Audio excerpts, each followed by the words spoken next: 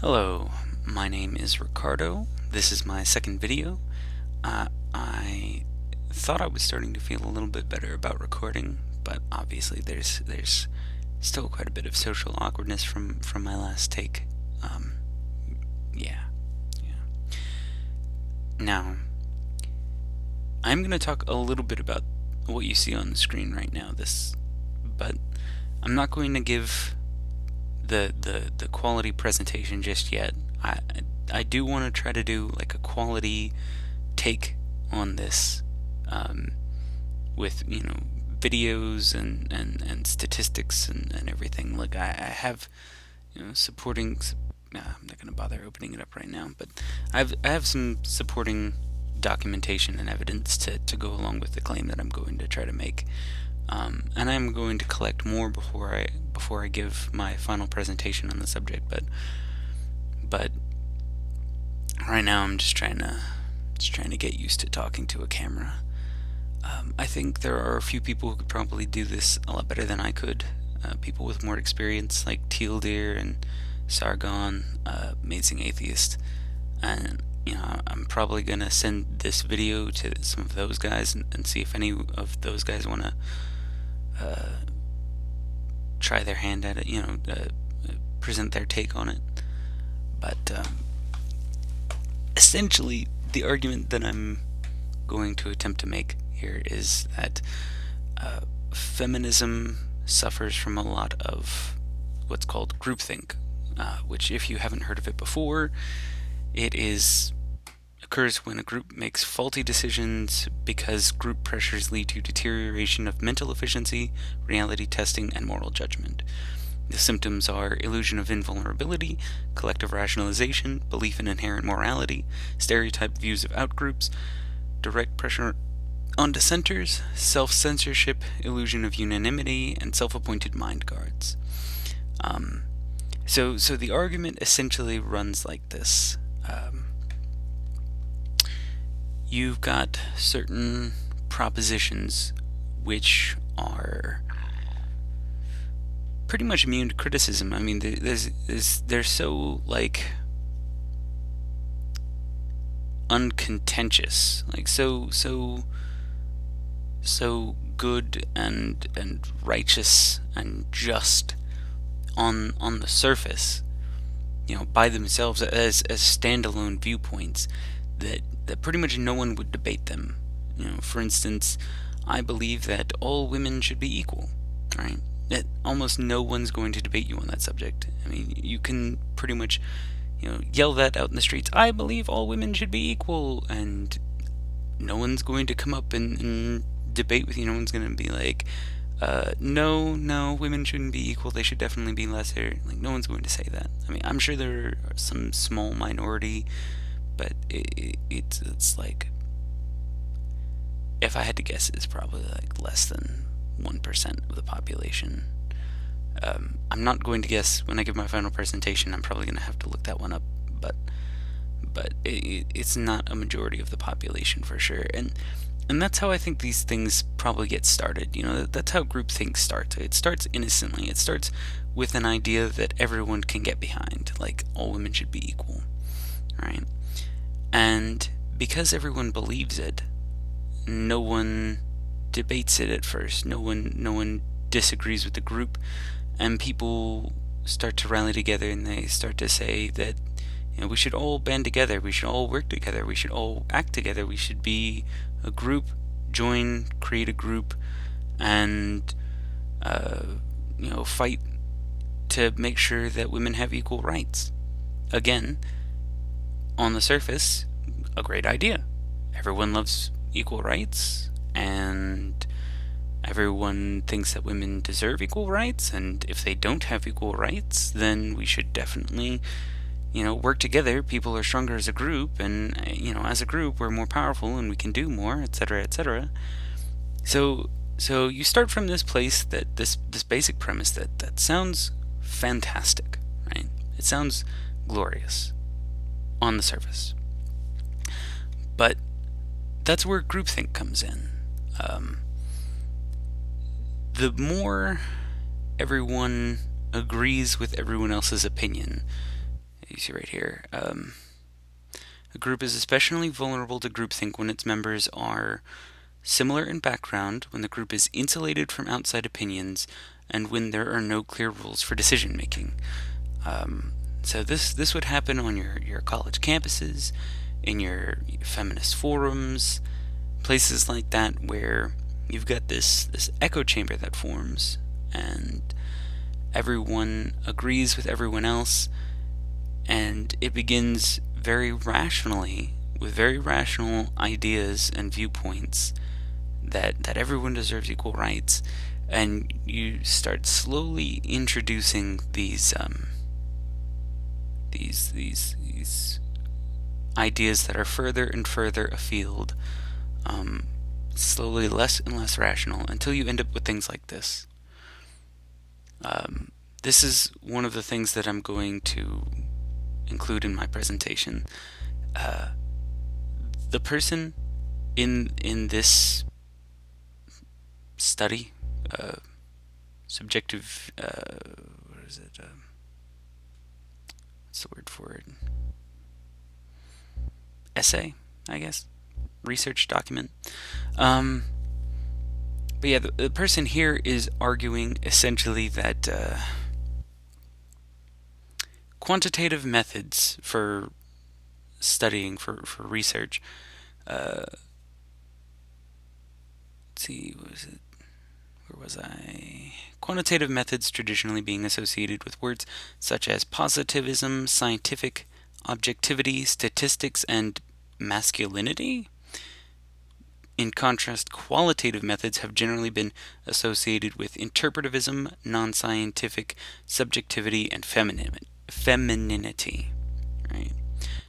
So when I read that at first, I was imagining that the study was going to try to debunk that notion, try to show that, and I was never even aware that this was the case, but I guess try to show that quantitative research wasn't just the domain of men, even though I wasn't aware that it was supposed to be to begin with. But no.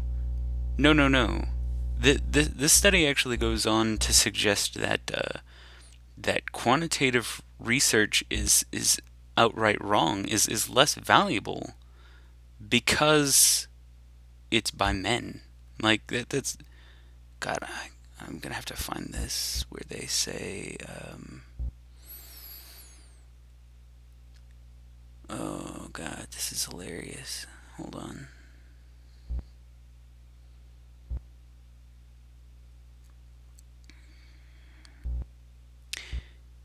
Let's see. Even if the research methods are employed are hard quantitative ones, that can never be purely objective. That's fair.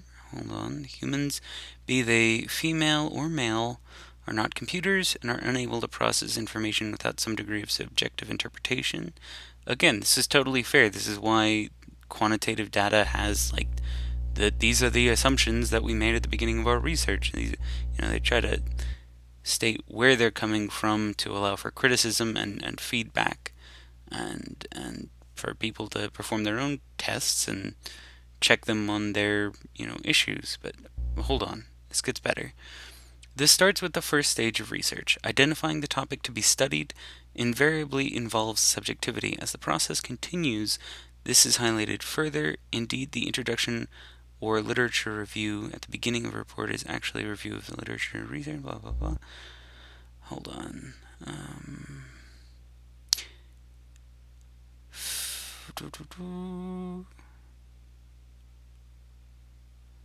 Oh, yeah. Feminists have broadly rejected the idea of methods premised on the idea of objectivity being used to measure social knowledge, and have described such approaches as an excuse for a power relationship. So, yeah, objectivity is just an excuse for a power relationship. The rejection of pure objectivity is not limited to feminist researchers. Let's see. There's a really good quote in here somewhere. Here's where they say that Feminist standpoint theorists is held to produce more complete, less distorted knowledge. Yeah, that's right. So having an implicit bias at the beginning produces less distorted knowledge. That this is not even the best part. Let's see. God, it was somewhere in here. I don't want to take too long trying to find it, but it's really hilarious. This is so great. Like, you guys, you don't even know what you're getting ready for. What makes research less critical?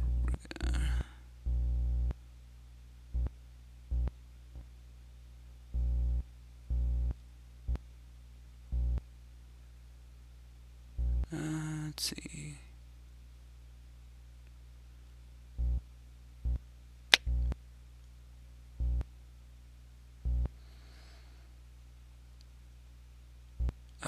Sorry for taking so long on this. I'm just trying to find. This is really great. Have I skipped it? Have I gone past it?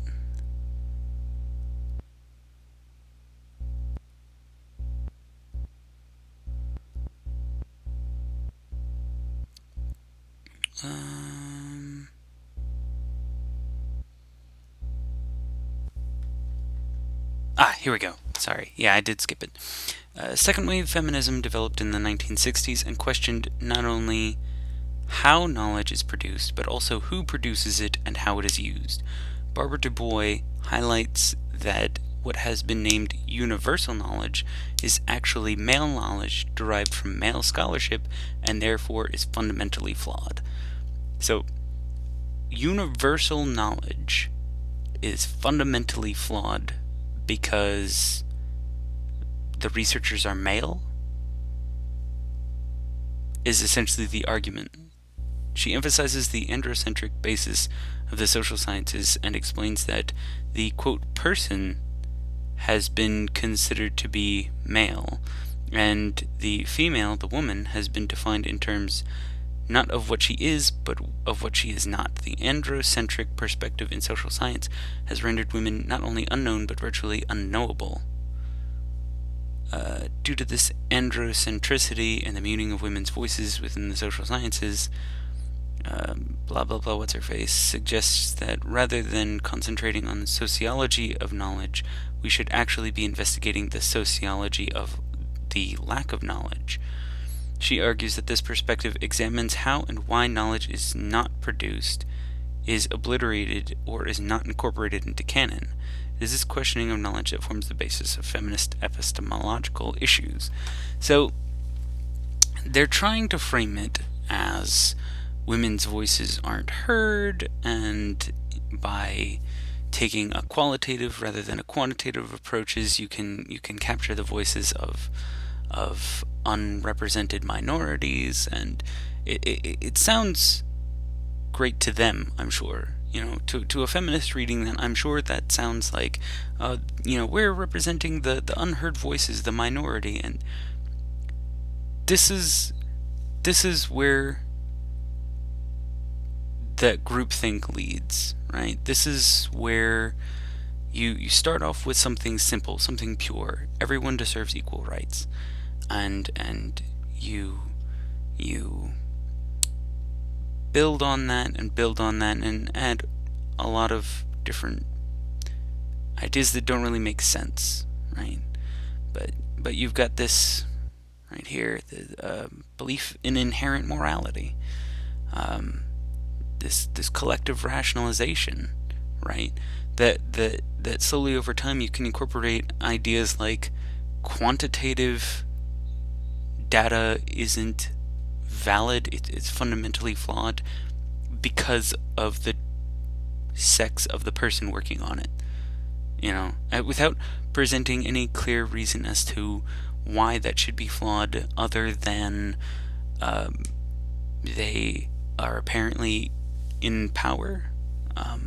Men dominate the voice of the community, therefore their data is less accurate, or doesn't include certain kinds of knowledge that the perspective of the oppressed. But I mean that completely misses the point. Like, that's the point of objective research. Is you're trying to. I mean, I don't think anyone labors under the delusion that they're ever going to produce completely objective data, right?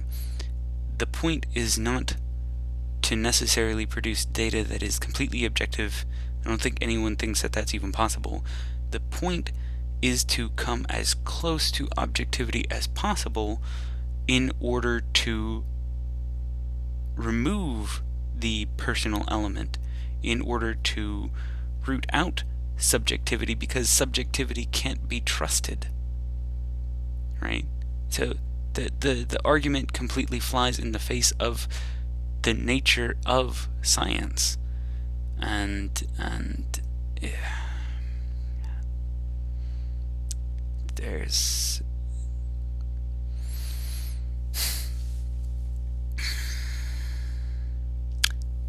something that is fundamentally flawed with the kind of idealism that leads to this point, that leads to this kind of, because the first thing was right, because the equal rights is just and good and right, everything else that follows from that original premise is therefore automatically right. And to question what comes after is to question the founding premise. And that I think that's the kind of mentality that holds feminism up when people are acting irrationally, when people are making bad decisions and acting like a mob, and putting pressure on dissenters and stereotyping outgroups like white males, and have this sort of self-censorship and self-appointed mind guards. And there's even better section here, the consequences of groupthink: incomplete survey of alternatives, incomplete survey of objectives, failure to examine risks of preferred choice, failure to reappraise initially rejected alternatives, poor information search, selective bias in processing information at hand, failure to work out contingency plans, low probability of successful outcome. And I really don't want to frame this as an attack on feminism. I think enough people make it their responsibility to attack flawed feminist arguments, right? I suppose I've already done that to an extent, but that's really not my objective here. My goal, and this is going to be, how I try to frame the final product, the final presentation of this subject. The goal really is to get even just a few feminists to question the extent to which groupthink has affected them, right? So I would think of it this way: to even be in a group, right? Feminism or male rights activism, any group, right? You have to be responsible. You have to recognize that there is at least some likelihood that groupthink will affect the way you think about the situation. And because you can know that you will necessarily be affected by groupthink to some extent, you have to ask yourself, to what extent am I being affected by groupthink? How is it affecting me? It's not is it affecting me? Is it not affecting me? The question really is, it's affecting me. How am I rejecting it? Am I rejecting it? Am I even noticing it? Am I aware of the impact that it has on my thinking, on my attitudes? because to be a part of a group is to necessarily experience the socializing pressures of groups, to conform, to not question, to supplant the self.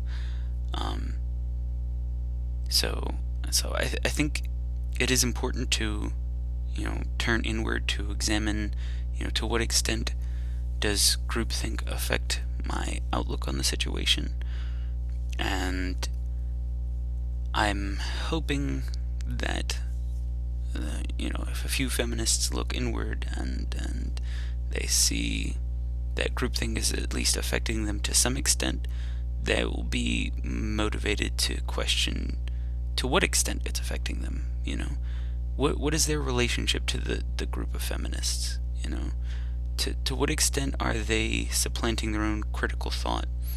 To what extent are they, failing to do proper research? I mean, that is one of the consequences of feminism. Like, whenever I see, debates online, it always appears that the feminists are less well researched on any particular subject, and they're always making these assertions. I suppose I'm making assertions now, but feminists make assertions. This is the typical format of the videos that are on some of the channels that I frequent. They make an assertion, and there's poor information search involved, and the YouTube commentator will retort, will provide fact-based arguments, evidence supporting their views, and it's just a higher quality, and there's an explanation for why. There's a reason that the YouTube commenters that aren't feminist typically have the better quality research, the better quality videos. Not in terms of like production values necessarily, but in terms of their level of rationality and fact checking that goes into it. I could have like an entire separate video of just me, examining myself, making sure that I'm not also under the effect of some level of groupthink, because I do like to watch a lot of anti-feminist videos, and if that's my message, is just look out for how much you're being affected by groupthink, then I have to apply that to myself as well. Naturally, yes, but my hope is that people can be introspective enough, that they can look inside of themselves enough to realize that there is always necessarily going to be an extent to which their group affiliations affect the extent to which they think critically, and that it is entirely possible that simply being part of a group that promotes, or seemingly promotes, claims to promote a virtuous ideal, is necessarily going to put them in a position where the group pressures lead to, right here, deterioration of mental efficiency, reality testing, and moral judgment. In other words, being part of a group necessarily will lead to some level of deterioration of mental efficiency, reality testing, and moral judgment. So you have to examine to what extent that is the case. If you're to be responsible feminist, or whatever group affiliation you have to acknowledge that on some level you are going to be affected by these things, and you need to really examine on what level it's affecting you. You need to really look inward and question, all right, to what extent is my mental efficiency being affected? To what extent is my reality testing being affected? To what extent is my moral judgment being affected? Am I really questioning the things that I believe, the things that I say, and the things that I think? Am I giving this a fair shake? Am I giving these things a fair assessment? or is the group confirmation of what the initial part of what I already believed, that everyone deserves equal rights? Is there confirmation of that, so powerful that I'm just naturally accepting everything that comes after, or most of the things that come after, as a matter of fact, as a matter of reality, even if it isn't? That is an idea worth questioning, and like I said, maybe it deserves questioning on my part as well. Maybe I need to question my own group affiliations, and also have the same level of introspection that I would prescribe others. But I will provide a link to this what is groupthink and this qualitative social research. I'll provide links to both of those in the description of my video. Thank you for watching, and I hope you have a wonderful day. Meh. Meh.